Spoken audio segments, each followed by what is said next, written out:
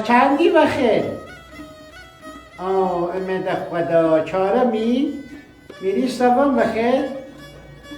پنجم دونم نه گفتم کمی باید شوخی کنم. آره نه من خودم آدم نقالی بودم، ثقافی بودم. آره نه آره سقط با من عزیزم خواستم شوخی سوسماس بکنم با سوسماس.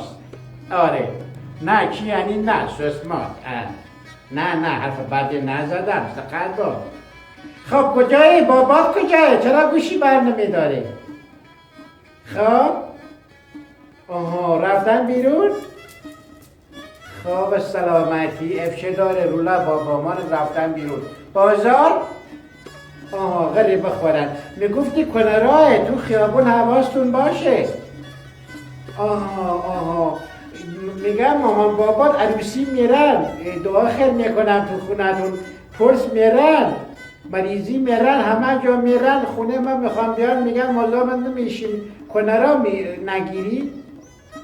خونه من کنه را توشه یعنی؟ نه عزیزم به ننه به بابات بگو ننه مادر بزرگه گفت کنه را تو خونه ما نیست، همه جا رفتید بریلا خودتون انداختید. بعد با من میگم بیا سر بزنید می کرونا خدا نکرده. آره نه بابا خود بیچاره یوبر شد اینقدر رفت عروسی فامیلیا مادرت. آره قوم پیاده در هونه قوم زینه دبون هونه. اینو میتونی بگی به مامانت؟ آره بگو قوم نه شهر قوم نه قوم یعنی فامیل. آره بگو مادر بزرگ گفت. ما ننه هم اون مامانت چیه اسمش؟ مادریه؟ یعنی ما پادری امرو نه افشه داره مامانت گفته بگو، من خودم میدونم. آره افشه داره. حالا به مامانت بگو مادر بزرگ همون ننه گفته قوم پیاده درونه قوم زینه دبونه. آره سقط با دیگه چی؟ آره میخواه بری کجا بخیر؟ خونه مادری؟ گفتم شام درست میکنم بیاد اینجا.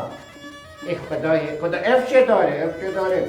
مادری هم مثل منه افشه داره. آخرش گوشت خیل خودم میجوی روله کرزا. آره از پدره. بله سلامت بوی افشه داره.